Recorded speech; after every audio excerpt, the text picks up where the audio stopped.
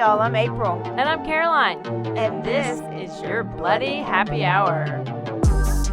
Caroline, are you ready for this? This is your newest guilty pleasure. It's the bloodiest part of your week. Did we say something about it also being happy hour? Show did. Because we're about to be sipping on some murder. Bloody Happy Hour.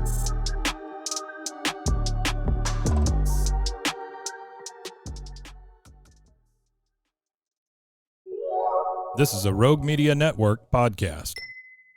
Caroline, you should tell them about the newest thing that Bloody Happy Hour is doing. A Patreon. It's a Patreon. What is that? That means you're basically like a VIP member, and there's 2 different levels that you can, subscribe to, and you get some perks. You maybe get like merch a little earlier. You get exclusive merch. You could get first dibs on signing up for a live show. You get episodes with no commercials. You get our video because our video is no longer available on YouTube. It is only on Patreon. And the most important to me is you get videos of our live shows. So if you are far away and you couldn't make our last live show, it will be on the website.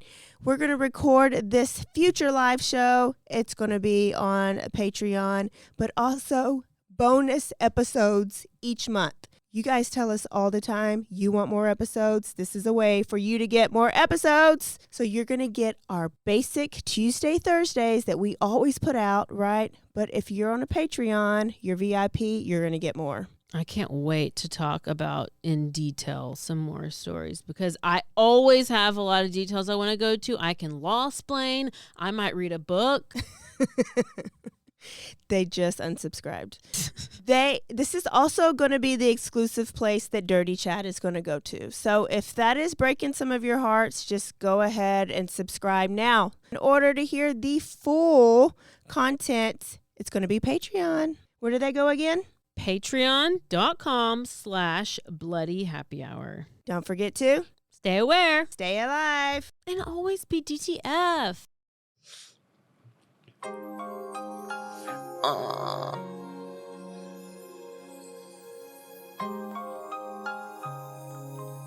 Welcome to Bloody Happy Hour. Late at night when all the world is sleeping, I stay up and think of you. Welcome to Bloody Happy Hour. Hey y'all. Hey y'all, this is April. Teardrop. This is Caroline. And we are here for your Bloody Happy Hour. Yes, we got some whiskey. We do. But we're going to get pumped up because we are not depressed. We are so happy. Because Caroline had a birthday. I know. Happy birthday. I'm already... What did you do? Oh my gosh. Tell us about your concert. Oh my God. Before we get to one legend, talk about your legend. Now, we're going to talk for about 10 minutes, so if you need to just get to the story, fast forward. But otherwise... Or 4.5. It's going to be great. I went and saw Tina. It's not really Tina because obviously she's died and she's gone. And I've been to 3 of her concerts, so it's fine. But I saw the musical and we were on the second row, basically the first row, because the first row was like 4 seats. And then, the rest, I pretty much was on stage. I was probably like handicap row the first. Yes. Yeah. Yes. So I was basically on stage. I probably danced with her. I don't know. Did it seem real formal? Were y'all allowed to like stand up and? Oh, we stood up, but yeah, it like if we started to dance, you were like the old people were around you, like, ma'am. And there weren't you couldn't take out your phone. Oh, I had my phone out the whole time. Oh, okay. But we could bring drinks in. Could? Yeah. Oh. Yeah. They served drinks and yeah. Nice. It was really she fun. She did really good. It was so fun. I had such a good time. Did she look like Tina? No. No. Mm-mm. No. She just sang like her. Did she dance like her? No. Oh. I mean, she kind of did. Did she have arms and legs like her? I mean, listen, she's nothing. I'm probably more like Tina than her, okay? But like the Selena looks like Selena. Yes. She's got an ass like Selena. She could dance like Selena. Yes. Okay. But as long as the music was. It was so, You know what? Either way, if it was terrible, I'm going to think it's great. So I'm biased in multiple ways, but I loved it. My mom is a tough critic on a lot of things, and she liked it. Okay. So that should say a lot. That does say a lot. There we go. It was good. I loved it. Birthday was great. I'm doing. It's great. It was great. Yay! ¿Cuántos años tienes? And the past couple, I don't know what. Okay, well, I should know since Miss Selena. Yo quiero. No, that's I want. Tengo. Yo tengo 13 Ooh. How old am I? What did I say? 39. Yes. 39. So basically, I'm already starting. I'm going to start saving. 39. Oh, 39. Mm-hmm. I am starting to save up now for next year because next 40. year is. I don't know if we can top 30, but okay, I'm gonna have to try. Okay. So, if you are my friend at that point, you'll be invited to go somewhere fun. I mean, I'm not paying for you, but Caymans. Actually, maybe I will have a sugar daddy by then, and then he can pay for it. Yeah. All right. Operation Find Carolina Sugar Daddy by 40. Yeah. So you got you got 12 months. There we go. No, we'll probably need to do it in like 6, but yeah. Yeah, so good stuff. Okay. We're drinking some Knob Creek whiskey for Carolyn's birthday. So we're gonna take a couple shots, and every time a train goes by, because we're downtown Waco, we're gonna take another shot. And I don't know, every time you butcher a name on this podcast. Oh, yes. We need to do it. We need to play. I do have some phonetics, but I already. Yeah, it's yeah. Mm-hmm. So if you can't tell already, what's your story about? Oh, Selena. Selena y los Dinos. Yes, see, you do. You do. It's actually Selena Quintanilla. Quintanilla. See, take a shot.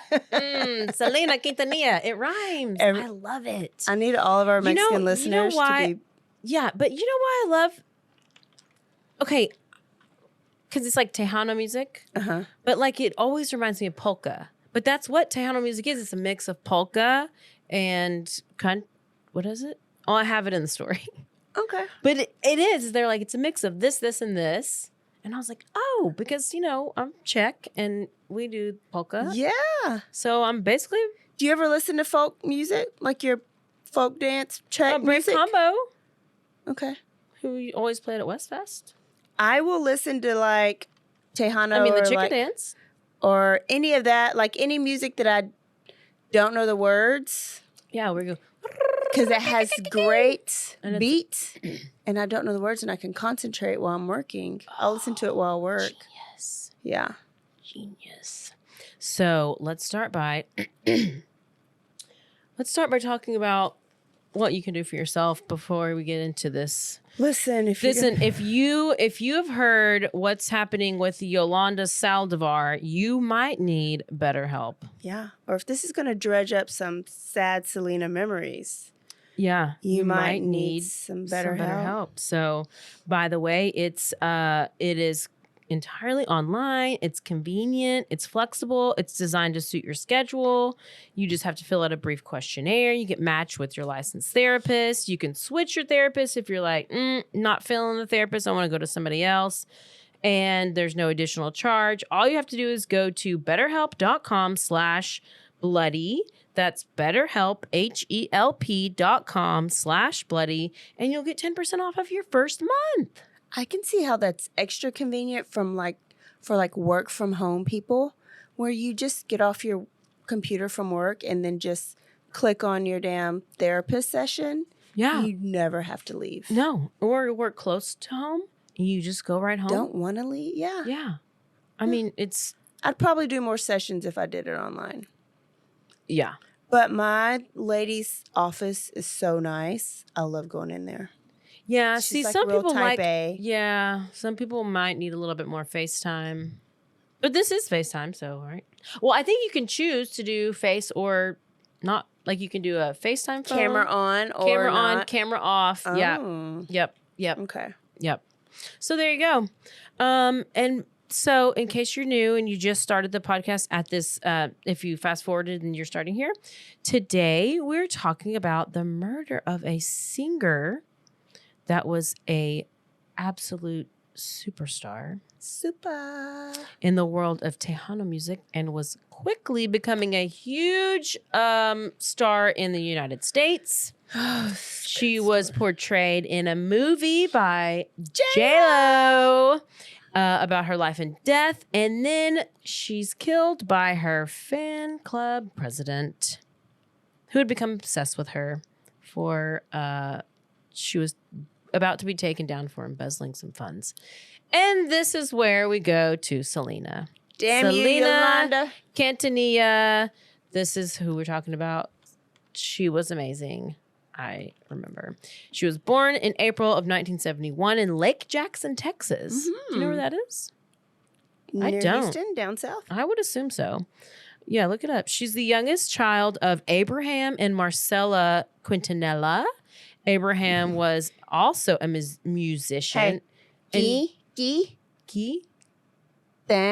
Quintanilla. Oh, Quintanilla. Yeah. I can say it. Quintanilla. See, I'm good with that. Quintanilla. I just need to hear it a couple times. I think I'm phonetic. I'm just like Selena. Did you know that she did not speak Spanish? Yeah. Quintanilla? Is that what it is? Quintanilla. Quintanilla.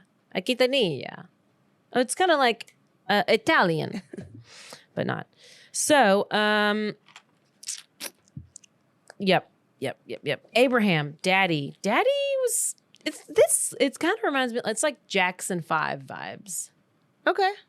Do you think? I don't know. Like Daddy was like got the kids together, real young, and was like real commanding and demanding and like mean and just like. But didn't whoop their ass like Jackson 5. Facts. Let's clarify that. Yeah, that's true. Vibes. just some vibes. Just a little bit. And so Daddy Abraham was a musician and noticed that Selena was so talented by the age of 6. Okay. And he was like, her timing, her pitch, everything was perfect. He just knew, I guess he had an ear for it. So 1981, Abraham opened up a Tex-Mex restaurant called Papagayos. I would have definitely going to have to go get Mexican food tonight because it's so good. So on a regular basis, the family of Abe, which is Abraham, which is, Selena's brother also is Abe. Yeah. The daddy's Abraham. Okay. And then, so Abe's brother and Suzette is the sister. And they would all three perform. Okay. Suzette, she's a shady bitch. We do not like Suzette. No. I'm trying to think if I liked her on the movie. Well, I don't know about the movie, but based on what I've researched, I did not like her. Was she jealous? I will tell you, she was a snitch. Oh, okay. So Selena was she would sing after a year and all this. I think the amount of they were performing at Papagayos at the restaurant, but then there was a downturn in the economy and they ended up having to like file bankruptcy and close their restaurant. So then they did not have a place to perform. Okay. And so, there was like a recession. They had to close the restaurant. They were also evicted from their house. So they were going through a rough time. So they packed up. They didn't go too far. And that's when they settled in Corpus Christi. Hello. I used to live there.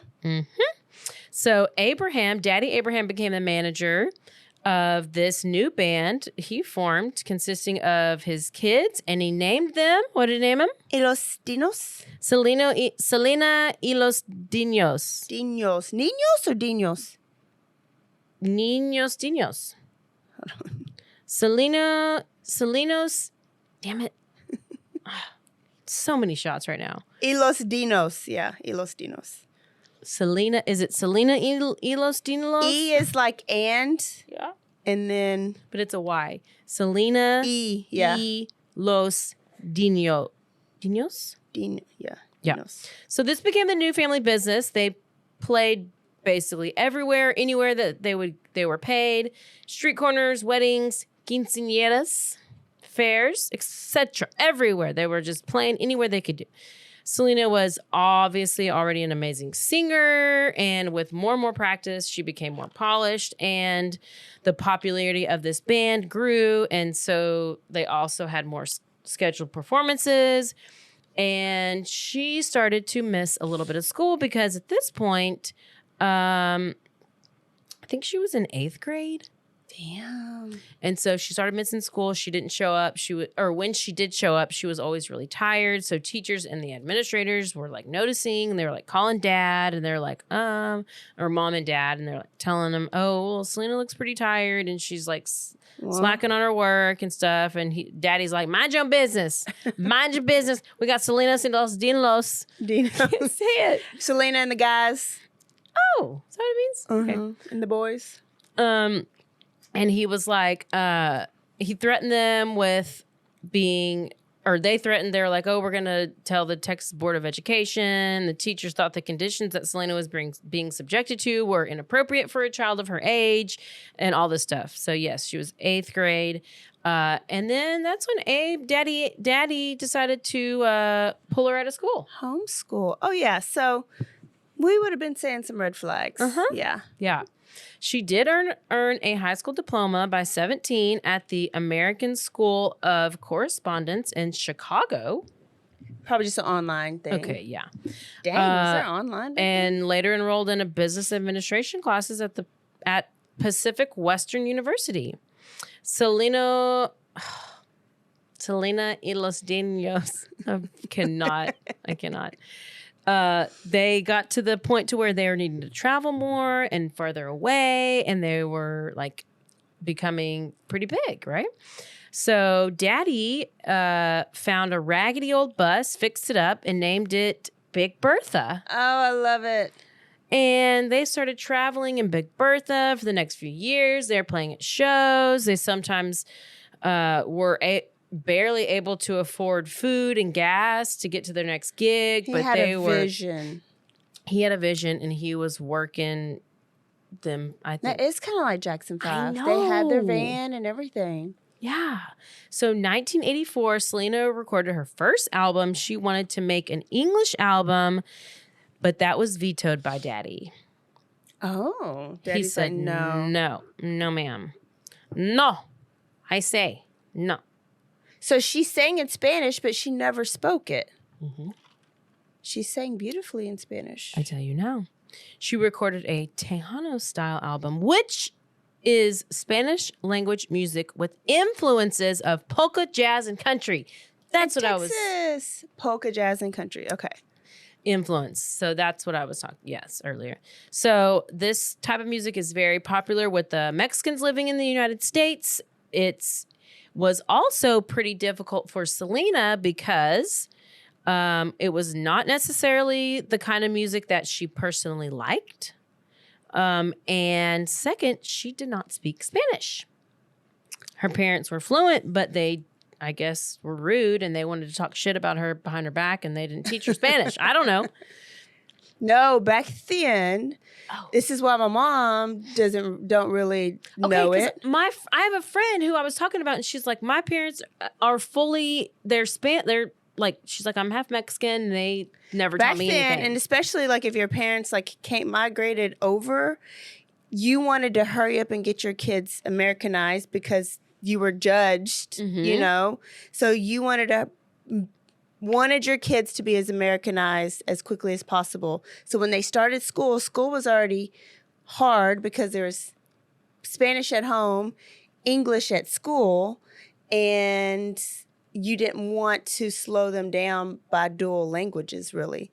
And you wanted them to be more Americanized. Now we have a generation full of like me and my mom and your friend and like Selena, like people who should know Spanish but don't because the parents back then didn't push it because they were like, why? Right? I guess.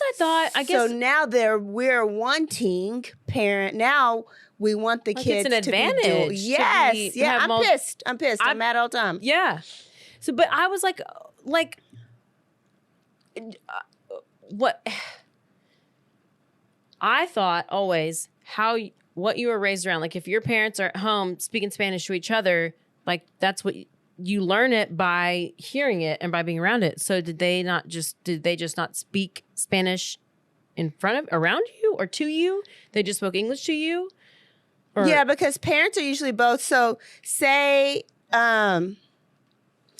okay, so you're at school all day long speaking English, Mm-hmm. and you and your siblings know English.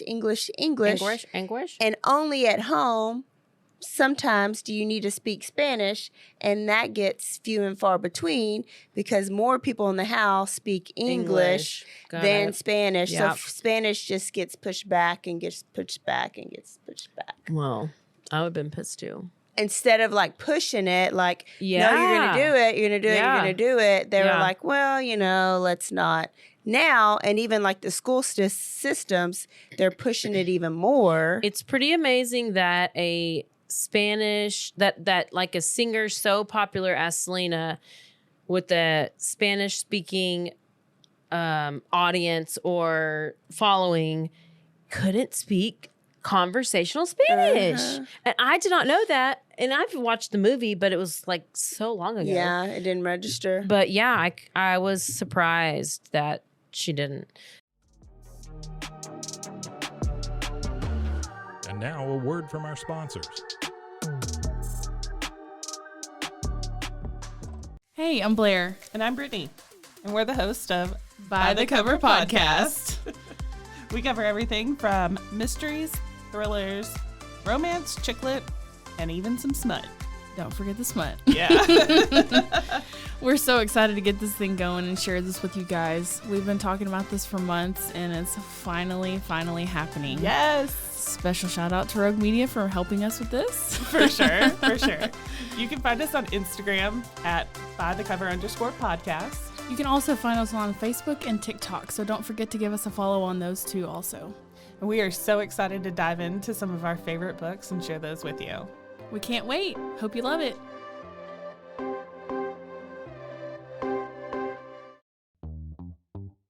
Hi, and welcome to Bustles and Bangers with your hostess, Rachel and Christopher. I love it when you say my name.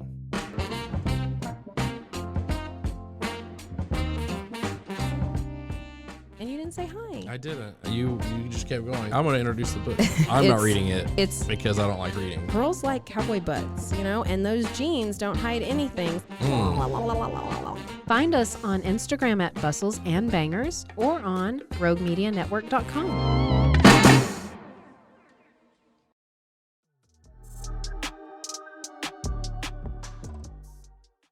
So one of her, at first, during recording sessions for the first album, she had to learn Spanish phonetically with the help of her dad. Mm-hmm. Which that's basically how I learned everything. Like sound it out and you say, yeah.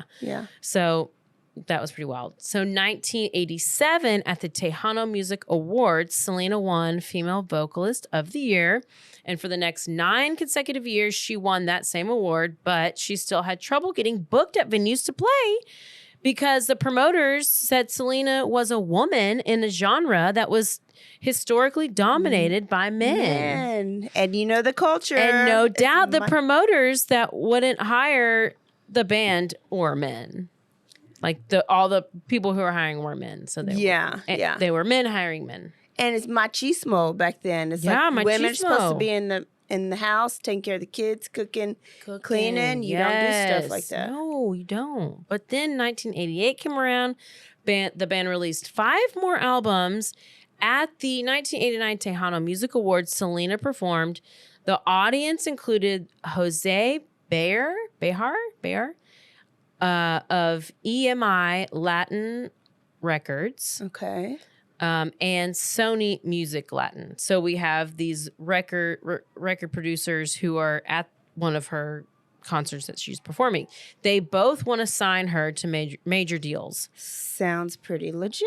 So being the manager of the band and the one that made the decisions, which is Daddy, he chose EMI. Despite the fact that Sony offered twice as much money to sign, EMI said they would consider letting them put out a crossover English album which is what Selena wanted. So it's like, okay, so he's looking out for her, I think. So she and her brother Abe, who also helped produce the band's music, wrote and recorded several English songs for EMI executives to listen to. The crossover album was then denied. Yeah. And Selena was told that she needed a bigger fan base to sell that kind of an album. White people ain't buying your music yet, Selena. So she made another Spanish album featuring a cover of the song Sukiyaki, which is a Japanese... Take a drink. Take a drink. I even have the phonetics. Sukiyaki. Now I want Chinese food. I do too. John want chicken and broccoli with fried rice and sauce on the side. I'm going to go get it. I want some sushi. I had sushi on Tuesday. The real sushi. Which is a Japanese song that also had been done in English. Okay, so apparently this song was a big song, whatever. So with the help of that song, this Sukiyaki, it helped Selena peak to number 7 on the Billboard charts. I love it. Who used to do the billboards every... You just said his name earlier. Casey Kasem. Oh, I used to love this Saturday. I know. And he was always on Saved by the Bell, you know? Mm-hmm. Oh, Casey Kasem. I know. I didn't realize he was real. I thought he was just Saved by the Bell person. And then I figured out he was real. So she's number 7 on the U.S. Billboard Regional Mexican Albums chart. That same year, Coca-Cola wanted Selena as a spokesperson in Texas. Get it, Coke? You be knowing. So brother Abe teamed up with a musician named Chris Perez. Oh, Chris. To create the commercial jingle. Chris joined Selena y los Delos. Oh, shit. Take a drink. Damn it. Damn. You have... Okay, say it. Say Selena and Dim. Okay. Chris joined Selena and Dim. No. Selena y los Dinos. Dinos. I know, but I say Seleno y los Dino. So I say it. How you make it Selena a boy? Because that's how I have a speech impediment. Do we need to go back to the speech impediment? I'll tell you what. Selena y los Dinos. There you go. It's their fault. Okay, a few. Because you're going to feminine to masculine is what you're saying. I'm not even saying that. I'm saying it's just like, oh. But now I'm Selena y los Dinos. Like it's not conducive to my mouth. That's what she said. But a few months prior, as a guitarist. So he was helped out as the guitarist, and then he was working on this jingle. And he was also had a girlfriend. He's about to be doing some jingling. Be jingling all the way back to San Antonio. So he had a girlfriend back home in San Antonio, but quickly fell for Selena. Oh, yes. And so he tried to keep... Wait, what? He tried to keep his distance for a while. He was like, "Oh, I'm not gonna follow your location. I'm not gonna text you all the time. I'm not gonna be in your DMs. I'm not gonna be in your DMs. I'm gonna not think about you at all." But he could not resist. It was a magnetic force, and he was like, "This is not helping." And he was behind her all the time, and she had that ass. Booty. Yep, it was ass. So he tried to keep his distance, but he found it was not helping. At a Pizza Hut one night, Selena and Chris sat and loved pizza. I remember. Damn it! Now we're eating pizza. Like, what are we eating? Are we eating Mexican food? Are we Chinese food? Are we eating pizza? Like, what I'm are at we pizza eating? now. It's pizza. I'm stuck on chicken and broccoli. So. Just saying. But it wasn't helping. In the pizza was just, they couldn't get their fill. And so they told each other how they felt. And they were like, we're going to do it. We're going to go. We're going to have a relationship. But it's got to be secret. Oh, yeah. Because daddy was not having it. No. Daddy is like, no, ma'am. So in 1990, Selena's next album was released. It was another big success. Still Spanish songs on this one. It was around this time that a fan of Selena's approached Daddy Abraham asking to start a fan club. Oh, Oh, what's her name? Her name is Holanda. Okay, Holanda. Her name is Yolanda Saldivar, but I'm going to refer to her as Holanda. I bet there has not been a Hispanic person named their kid Yolanda since They better this. not. And speaking of Holanda, is at the time she's a registered nurse from San Antonio. Daddy Abraham is thinking it would generate more exposure for the band, and we're like, okay, well, you're this big fan, let's start this fan club. And Holanda quickly wiggled her little was she a number short one little fan? fat ass up in here in the family and become close with Selena. Oh. Selena trusted her and named her acting president of the fan club. So in 1992, Suzette, Selena's sister, Snake, as I like to call her, Snake Suzette, saw her and Chris, who she was having pizza with. So she saw them flirting. Yeah. And she immediately snitched to Daddy. Because, listen, Selena has been the favorite, and she needs a way, the golden child, she needs a way to maybe get Selena on the shit list for a little bit. You know what this is like. No, I don't have a clue. What are you talking about? So, of course, Daddy was upset, they knew, or Snitch, whatever her name is, the snitch, predicted. She knew it was going to piss him off. So Daddy kicked Chris off the bus, told him whatever they had was over, and was like, the relationship was approved by Mama. Mama said it was okay. Daddy was like, no, you're kicked off the band. You're kicked off the bus. Bye. Get out of here. Suzette, you're number one. No. Abraham called Chris a cancer to the family and fired him. Oh, that's over. But guess what? They continued their relationship in secret because that's what you do. Yes. Makes you want each other more. Knowing that Abraham, Daddy, did not approve of the relationship, and they decided, we're going to elope. Oh, yeah. But within hours of the elopation, on April 2nd, listen, April's a bit, because she was born in April. I know. Did she get married in April? You. And it is an elopation, okay? If you don't know what that means, Google it and tell me what it means, because I don't either. And it was April 2nd, 1992. The media found out and announced it, and Daddy Abraham was livid. Oh, no. He was not happy, and he alienated himself for a while. He was like, I can't deal with this. I'm going to go. And I guess he just hid in a cave or something.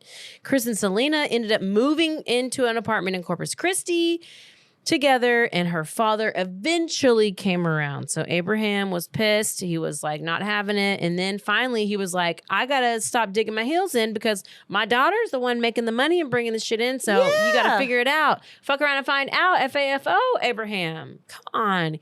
He then apologized and welcomed Chris back into the band.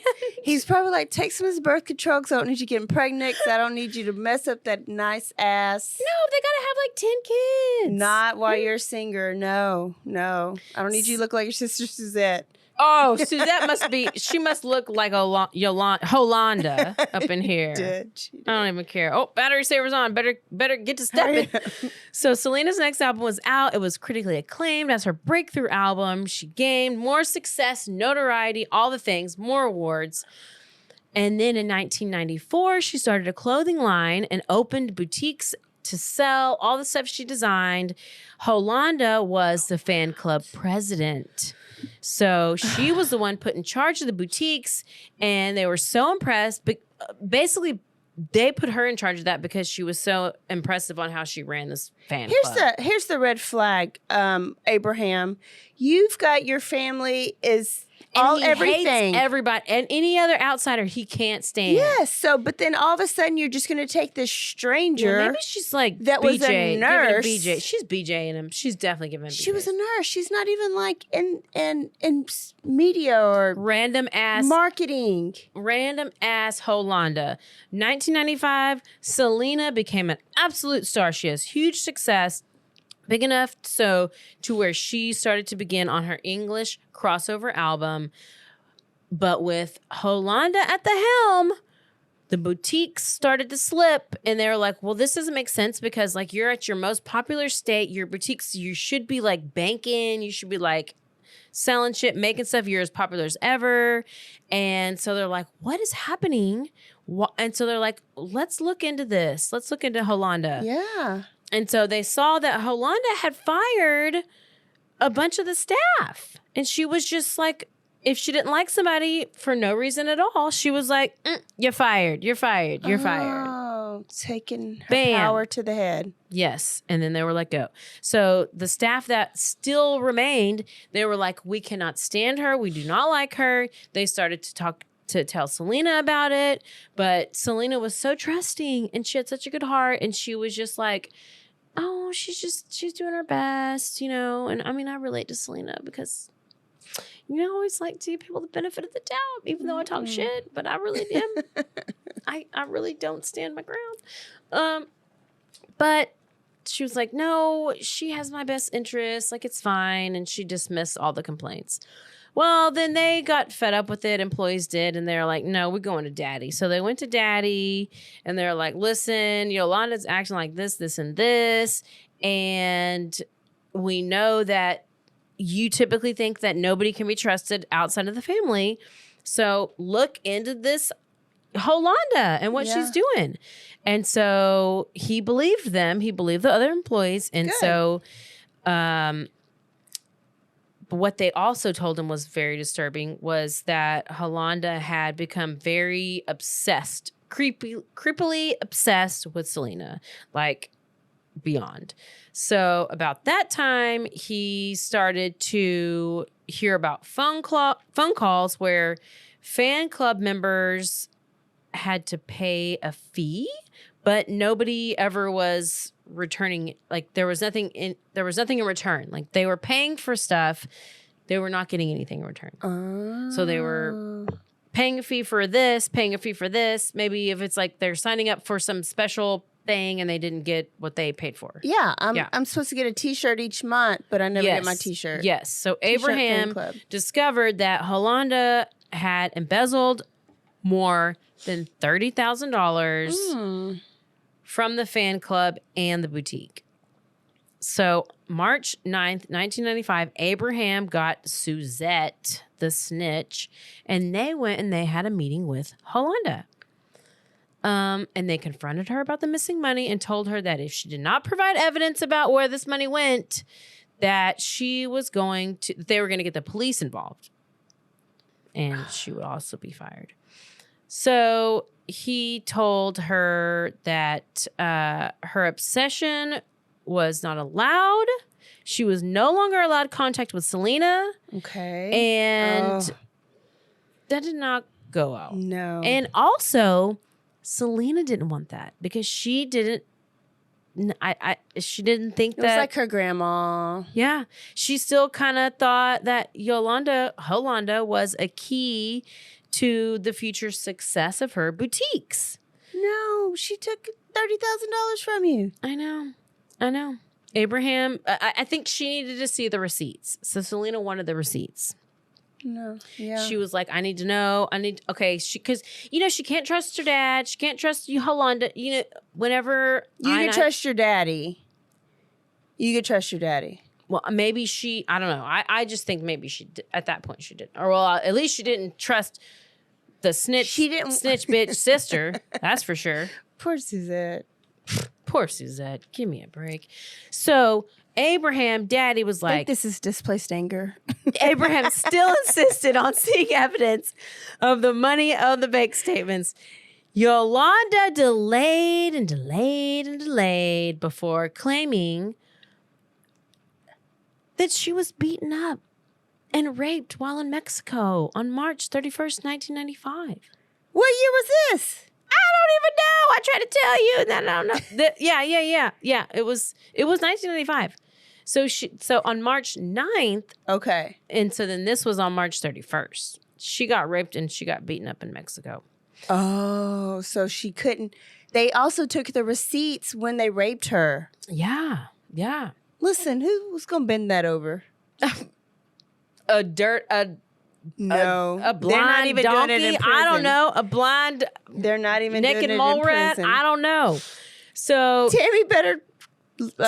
no, we're gonna get there. We're getting there. So Selena was like, you know what? I'm gonna take this and I'm gonna do it. I'm gonna go meet Holanda and I'm gonna meet her in her hotel room in the Days Inn or motel, whatever. That's a motel. So motel room, Corpus Christi. So Selena demanded, she was like, Yolanda, I need to see this financial paperwork. Yep. And she was like, okay, I need to see this paperwork. Give it to me. I need to see it. I need you to just like be straight up with me and come with the receipts. Come with the receipts. And so Yolanda grabs into her bag, but she didn't pull out paperwork. No. Bitch pulled out a pistol And what? from her purse. She pointed it at Selena. Selena tried to run, but Holanda fired a shot that hit Selena in the lower right shoulder, severing an artery, gushing blood. Selena continued to escape, and the trail of blood coming from Selena was nearly 400 feet long before she made it into the motel lobby, where she named the person who shot her and the room number and then collapsed on the floor. Yolanda was still chasing her, was yelling obscenities at her. Yolanda then got into her truck and attempted to leave, but was spotted by responding officers and then had a 9.5-hour standoff inside her truck where she tried to threaten to kill herself. Yes. Wait, is this what? We're in 95? Okay. Yes. Yeah, I remember. Y'all, does this bring back Freshman year. every memory of your life? And I hate that I'm picturing the actress who played Yolanda Saldivar in the movie instead of actually Yolanda Saldivar. See, I know, and I can't remember. But she killed the role. The whole movie, everybody killed the role. No pun intended. No pun Take intended. a drink for the pun. That was not intended, but happened. They all killed it. So, you know what? I didn't realize, because I think, okay, if this came out in 95, or wait, when did the movie come out? Google it. It all happened. Okay, if it all happened in 95, then it had to come out. But that's when she really blew up, because that was I was she in high blew school. up. And we were I listening. think she might have blown up after death. Yeah. Yes, that's what. Yeah. Postmortem. Posthumous. Posthumous. It's posthumous. Oh, okay. Don't make me yell about it. I'll tell you. Posthumous. I did not realize that she was able. The movie came out in 97. Okay, so I was 12, and I know I watched it, but it's still you don't comprehend, like, watching it now and watching it then. It's way obviously different. Do you never repeat movies? Well, I didn't think about going Besides back and watching Saltburn? it. Fuck Saltburn. That was some weird shit. I'm gonna go watch it tonight. Okay, where can I watch it? Look that up. Okay, 9.5 hours. So this bitch done sat in her trunk for 9.5 hours with a gun. You know she got hungry. She had to have chips in that car because she was definitely not on Ozempic. She was not on the O. She eventually surrendered. And then at the hospital, there were attempts to save Selena's life, but they were unsuccessful, and her fans were devastated, as was I, and as were we. So her death was compared to the likes of John Lennon, Elvis Presley, JFK, because of the amount of pouring in of the fans, and the funeral drew like 60,000 people. Like, it was just huge, the amount of people that wanted to pay their respects. Like, I mean, yeah, You can't go to the flea market right now today and not see somebody with a Selena shirt on, or see them selling them, or to the mall on a Sunday. I didn't even know we still had them all, but I'm telling you, I think I need a Selena shirt. So, yeah, I'm gonna have to get one. I should have wore one for this episode. I should have prepared. You should have made us prepare. I know, but you know what? We always have next week. Like a surprise. So he, a few days after the funeral, this is just random fact. Howard Stern and the stuff that he did. I guess this was big news. On his radio show, he mocked the mourners and the fans. He mocked everybody. Okay, but he said that Spanish people have the worst taste in music. He played Selena's songs with gunshots in the background and then later apologized, but not before a disorderly arrest warrant was issued. For him? Yes. But what a dick. What you're really Listen, Howard Stern. I mean, he should have been canceled a trillion times. Well, back but then, we were thick there was no canceling. Yeah, we had skin back then. You could actually hear something and get over it, and you weren't punished for any word you said. Or and there's nothing funny about that. Like, that's shitty to do. But some of the stuff you could find like the humor in it, like he would say. He would bring like maybe this was the beginning of cancel culture. No, that was rightly so. He needed to shut that down. Yeah, that was so shitty. That was shitty. On the other hand, the governor of Texas at the time, which was George W. Bush, declared that Selena. Was the governor? Yeah, I remember it because I don't remember, but I That's did why I go. Lived here. Well, yeah, because I saw whenever I won the softball World Series, we get to go visit him in the governor's whatever mansion. In Crawford? No, like at the actual wherever they have in Austin, I guess. Oh, okay. But anyways, he declared that Selena's birthday, April 12th, was Selena Day in Texas, saying that Selena represented the essence of South Texas culture. I think it should have been all of Texas culture. And then in October 1995, so not too long after, I mean, that didn't take long for them because she pleaded guilty, I guess. A Houston jury convicted Yolanda Saldivar of first-degree murder and sentenced her to life in prison, eligible for parole in 2025. Oh, my God. Bitch ain't going to get out, though. Because, you always get... Typically, on your first parole, based on a lawyer friend I talked to. That's why all the Mexicans are coming to Texas in case she gets. Yes! That is it! That's why they're busting the pinata! Posthumous. What does it mean, though? Humous. How do you say that? Humus. Humus. It's your after-death record. Like it's like after death, you are making more money than you did during life, right? Okay. So why don't they say post-mortem? Like when it's just okay. New word. So I mean it's actually not a new word. To us. No, I've actually to me. To you, yeah. Okay. Yeah, let's clarify that.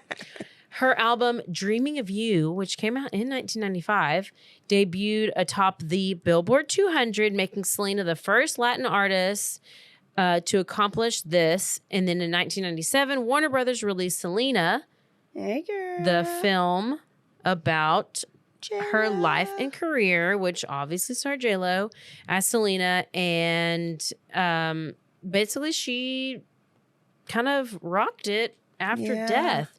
And gosh, Roberta Laundrie faced possible arrest. Oh gosh, we have more breaking news. Okay. Anyways, let me play you. Okay. She's up for parole 2025. But the reason that this case has been brought to my attention right now is because it just came out that there is going to be a docuseries that is coming out on February 17th, which I don't know what day even anything happens. That is Saturday. Okay, so you'll hear this. So it'll come out. It'll be out by the time you hear this. Mm-hmm. And so this bitch is over here in prison coming out with her side of the story because there's other things that we don't know. And I'm just going to play you a little bit of something. So here you go. on Peacock. I just can't imagine. She's like... Unbelievably tragic news today. Selena is dead. Police say she was gunned down in a Texas motel by a fan. Yolanda Saldivar. An artist killed by their fan club president? This is like, come on. This doesn't happen. Family members say Saldivar was embezzling money from the fan club and that Selena was shot while trying to fire the woman. Yolanda Saldivar killed Selena intentionally and knowingly.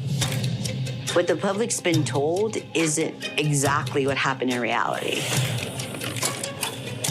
All these years, Yolanda saying the same thing. I didn't mean to do it. It was an accident. Is there more to the story than I know? Hell yes. As long as the person at the center of all this, I mean, she's still around. You got anything to say? After so many years, I think it's time to set the story straight. My family gathered the evidence, showed different versions of what was going on. This is not a simple case of murder. During the trial, I started hearing Selena's got a secret. Yolanda, it's me, Selena. Can you give me a call? I was scared. I was frightened. She's just a person you can't believe. I knew her secrets. And I think that people deserve to know the truth. Selena and Yolanda, the secrets between them.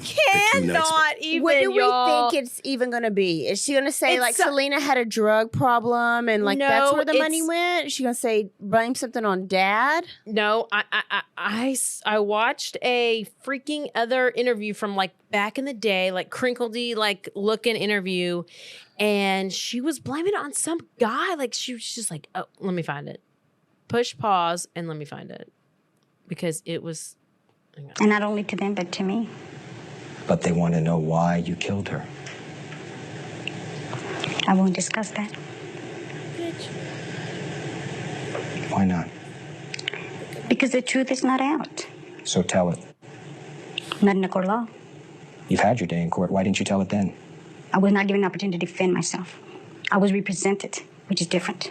Yolanda, at that time, your life depended on it. If there is this information that, if it doesn't exonerate you, at least gives context as to why Selena Quintanilla is dead, why would you not have demanded that that be presented in court to spare your life? If I knew then what I know now, you can rest assured that my trial wouldn't have gone the way it is, or that it was. I can assure you that. During the course of a 2-hour interview, Yolanda was continually evasive, bolstering the public image that she's clever, cunning, and manipulative. While her conviction is on appeal, Yolanda's reluctance to answer certain questions is understandable. But then, as the interview continues, she jumps at an opportunity to supposedly tell all. This is a letter that your family has said you received here in prison. Is it? Mm-hmm. Behind the Music was given 2 letters by the Saldivar family prior to this interview. They are allegedly from a man named Lorenzo Salinas, who Yolanda says she and Selena met while doing business in Mexico in early '95. The Texas Department of Corrections confirms the letters were mailed from outside the prison. But during an exhaustive 7-month investigation, Behind the Music was unable to find Lorenzo Salinas or confirm his existence. He tells me exactly what I've been saying all along. Which is what? That he feels his conscience is killing him because he knows the truth. And he knows that he feels that, or he thinks that I have things that will eventually say it all. What? And do you? Huh? Yes. Yolanda claims that 2 weeks prior to the murder, she discovered videotapes damaging to Selena's career, and that she had a diary of Selena's that corroborated information on the tapes. In his purported letter, Lorenzo Salinas claims he was hired to beat up Yolanda to retrieve the tapes and diary as part of a plot to extort Selena. Yolanda claims she was attacked, but managed to get away. You know where those tapes are now? Exactly. You know where that diary is now? I know where they're at. Yolanda contends they remain where she stashed them, in a safe deposit box in Monterrey, Mexico. Why is that information significant to the death of Selena Quintanilla? Because that is many of the things that we discussed that day. What? It was not about the embezzlement. It was not about no obsessed fan or being fired. Because that's about the many things that we talked that day. What, bitch? What are you even saying? Are you even speaking? Oh, my goodness. I don't know what she just said, but it made zero. There was nothing. No. Word salad. So what is she trying to say? And that? Yeah, like who is this guy that she's talking about, and what is this guy like? She made him up. and listen, how if is it there his was fault evidence, if you shot her in the back? Listen, if there was evidence in a safety deposit box in a bank in Mexico, that bank would have been burnt down that day because somebody would have got to that. Like behind Selena, please. Yes, behind Selena. Lord. Mexicans are gonna knock down some doors behind Selena y los Dinos. It's gonna be bad, but listen, I can't wait now. I know. This is a perfect time. Oh, yeah, perfect time to do it because now we can get the refresher of the story and then hear what Yolanda's got to say. So this is what's funny is that I'm assuming they're all in this little prison together. Yolanda, Caitlin, Tammy. Tammy's about to join them. Darlene, Rudier, or whoever. Oh, yeah. Is that the right name? I always get her and the other one confused. Darlie. Yeah. And Darlene Gentry from here. That's the one I get confused with those two. Yeah. But gosh, I just need to be on somebody's list to go visit. I think we need to do that. Like we've been to trials. We're over. I'm over going to trial. It's time to go to prison. But okay, so that's wild, and that's the story of Selena. I love it. It made me sad all over again. I know. I do need to go watch the movie again and get a refresher. So it was a great story. Perfect timing. I know. Perfect I always timing. like to do what's relevant. Yeah. What's happening right now in the news. I know. So there you go. Good stuff. All right, everybody go to Spotify or however you listen to your music and go listen to some Selena music. Do it. I know that you can still go to her memorial. She's got a whole memorial in Corpus Christi down there. But I wonder if that Days Inn is still there, like where she actually got shot. If you're a Corpus Christi listener, tell us or send us a picture of the Days Inn. Is it still there? And then send us her memorial. I had a good friend that would go every time she went and visited. Love it. Bitty, bitty, bitty, bitty, bitty, bum, bum. Bitty, bitty, bum, bum. Oh, do we need to end on bitty, bitty, bum, bum? If we can. Is that allowed? Como la flora.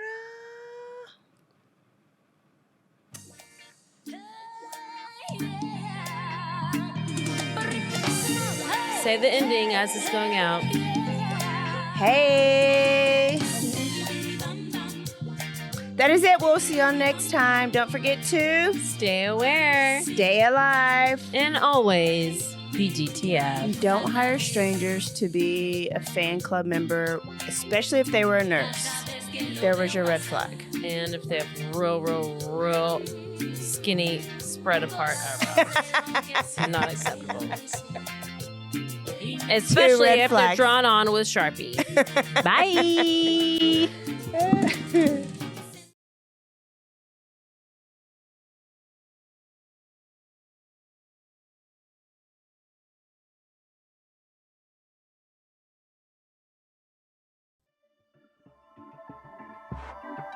This has been a Rogue Media Network production.